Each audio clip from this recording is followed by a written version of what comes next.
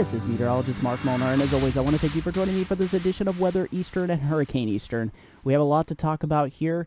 Will we have anything brewing in the tropics over the next week or two? I'll break it down for you. Also, the big story is going to be the ongoing severe weather, especially in the mid-Atlantic and the Northeast, flash flooding potential, and heat on both coasts, the West Coast and the East Coast. So we're going to dive right into all this, including your tropical update, all important. And we have a big viewer sent in photo and video section here right in the center of the video as well. I did include timestamps down below if you want to skip ahead to your section of your choice. And I also have down below in the description my Hurricane 2021 Outlook in case you have not viewed that yet. That's some good stuff in that video as well. Don't forget to subscribe, smash the bell button, smash the like button so you're alerted when I come out with one of these videos. Also, if you have a question or comment, post it down below in the comments section. Let's get right into it.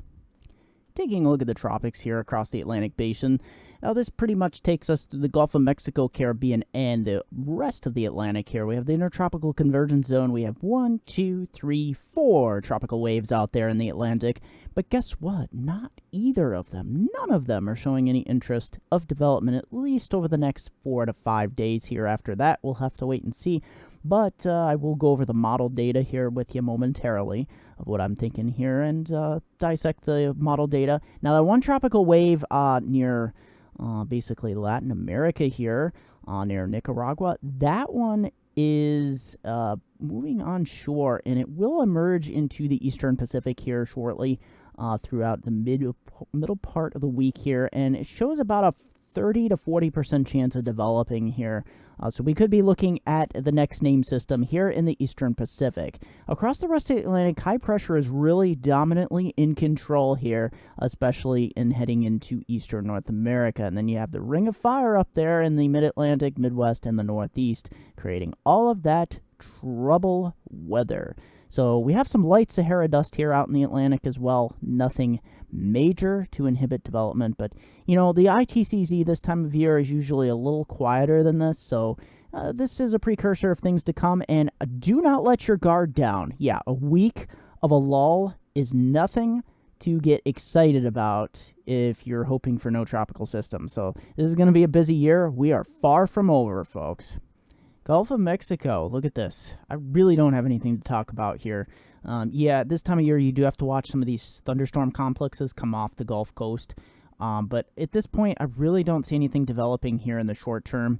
We'll have to watch this for the medium to longer range term. But right now we're going through a little bit of a lull here.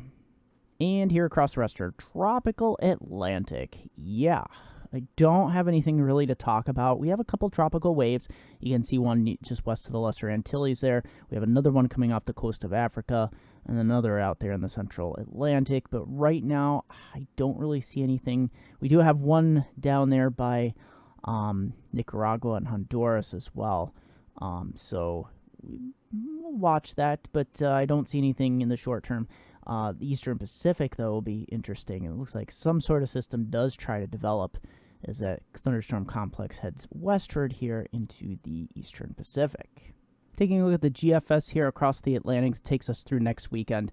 Yeah, I really don't have much to talk about. We do have the tropical waves coming off the Cape Verde here and traversing across the Atlantic. But as you can see, nothing really hinting at any sort of development. So at this time, yeah, we're kind of in a lull, but do not let this fool you. This hurricane season is far from over. We're just going through a little bit of a lull in the action. And here we go, the CMC model. Look at this, pretty much in line with the GFS. We have those tropical waves coming off the coast of Africa, Cape Verde season. We don't have any sort of development hinting here. We do have that one system there hinting in the Eastern Pacific that will probably develop into something off that shower and thunderstorm activity over Latin America there. But, you know, at the present time, the lull continues on both the major models here.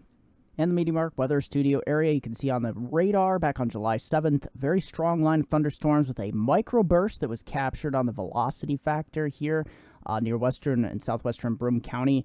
Anywhere from 70 to 90 mile per hour wind gusts out of this. Tremendous amount of tree damage and power lines, even shingles and siding blown off the roof. You can see The captures here are the trees blowing down across the area and some siding.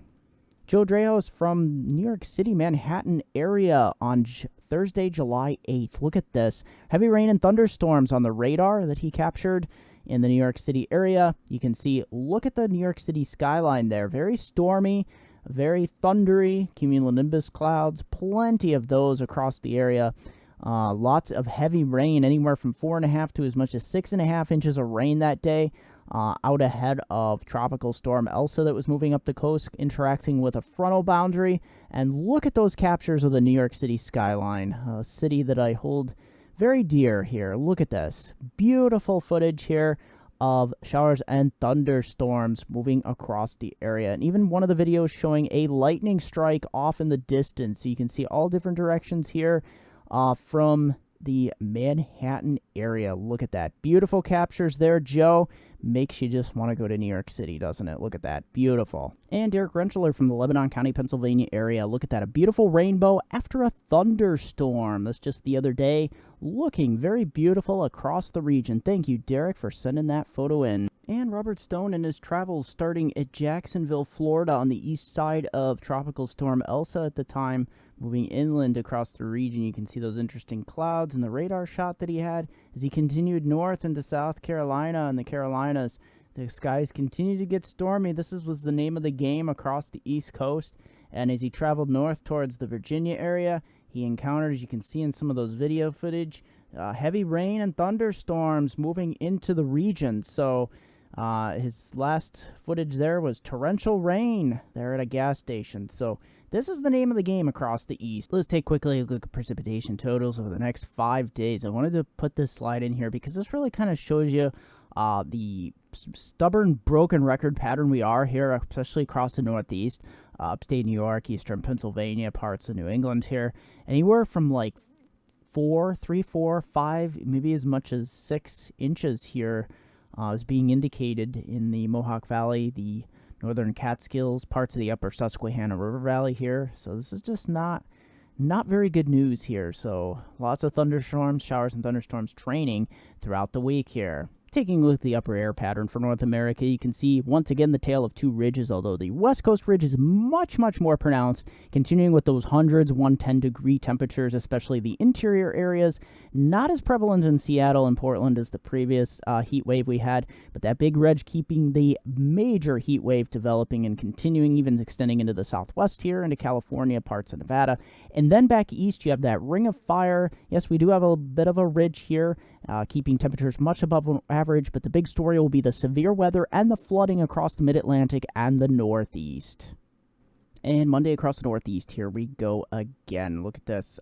Stalled out frontal boundary. The name of the game is potential for flash flooding, training showers and heavy rainer and thunderstorms as well. And some of these could contain damaging wind, large hail. You can see across most of Pennsylvania, upstate New York, Connecticut, Rhode Island, Long Island, New Jersey here. Damaging wind, large hail, a good possibility for your Monday, especially from 3 p.m. to 10 p.m. The flow will be out of the south in a lot of areas, so a lot of areas get some of their strongest thunderstorms when they come out of the south. Very organized areas, potential supercells. Also, the main threat will be those thunderstorms organizing in lines as well, and some could contain some microbursts as well. So we'll have to watch for that. A lot of shower and thunderstorm activity for your Monday. Temperatures rather hot and humid as well. Upper 80s, near 90 in many areas. Taking a look at the southeast for your Monday. Look at this. Washed out frontal boundary just continuing to wash out across northeast Texas all the way up to Kentucky. Showers and thunderstorms likely. Some could contain damaging wind, large hail near the Nashville area. Also in South Florida as well, from Tampa on southward to Miami. We'll be seeing the threat of scattered strong thunderstorms. Nothing majorly severe, but we could have a area that could contain strong gusty winds, hail potential here across the southeast. So watch out for that. Outside that area, chance of showers and thunderstorms at 20 to 30% chance. Panama City, look at that, pretty much dry. So very nice day. Get out there and enjoy it. And Tuesday across the Northeast, it's like a broken record. Look at this. Stalled out frontal boundary, starting to slowly come forward as a warm front to the Northeast here across upstate New York, Northeast Pennsylvania, across New Jersey. Look at this. It's like you have the same temperatures, upper 80s, near 90. You have the same, pretty much the same areas with strong to severe thunderstorms and flash flooding threat as well, damaging wind, large hail. Training heavy rainers, training showers and thunderstorms over the same areas. Potential exists for, anywhere from 1 to 3 inches out of any one of these gully washers. Large hail, damaging winds, the whole 9 yards. You get the picture here across the Northeast. In that yellow shading and those darker green shadings, that's where we're going to see the heaviest rain, and that yellow shading is the severe. So this is just not looking really good across the Northeast. And Tuesday across the Southeast, look at this. The washed out frontal boundary from the north is pretty much washing out here across the Southeast. You can see Panama City and Houston staying dry for the most part, Charleston, Raleigh, and Norfolk as well. But we have in the interior portions here, northern Georgia, northern Alabama, northeastern Mississippi, Tennessee, parts of North Carolina here, and into eastern Kentucky. We see showers and thunderstorms developing, especially the afternoon hours, heading up towards the mid-upper 80s and even some 90s here along the Gulf Coast. And Wednesday across the Northeast. Yeah, you get the picture here. We start to move the front out to the Northeast a little bit here. So the main area of threat starts to lift into more of northern New York, eastern New York into New England, northern New England as well. So that yellow shading, damaging wind, large hail, especially once again between 3 and 10 p.m. pretty much every day in this yellow shading. Darker green shading, flash flood threat as well. And then we start to dry it out a little bit across southern Pennsylvania into Maryland and the Virginias as well. Temperatures getting warmer. We're approaching 90 in many areas. And look at this across the Southeast. It's a lot different this week than last week when we had Hurricane Elsa targeting Florida. We really have a dry out pattern here. Look at this. Only Tampa, Miami, Atlanta, Nashville, these areas seeing a 20 to 30% chance of late day showers or thunderstorms. But for the most part, we'll stay dry. Most areas, 93 in Houston, 91 in New Orleans, 91 in Miami, 93 in Raleigh. And look at that. Hot, hazy, hot and humid in Norfolk, 95. And here it is Thursday across the Northeast. Look at this. We really start to warm it up here. 90 in Binghamton, Syracuse, 92 Scranton, 93 in Harrisburg, 91 in both New York and Atlantic City, 90 in Boston, 89 in Concord. You notice the severe weather is kind of bottled up mostly in Canada. We will have some severe thunderstorms maybe clip the northern St. Lawrence Valley there in upstate New York, and maybe potentially the Niagara frontier here.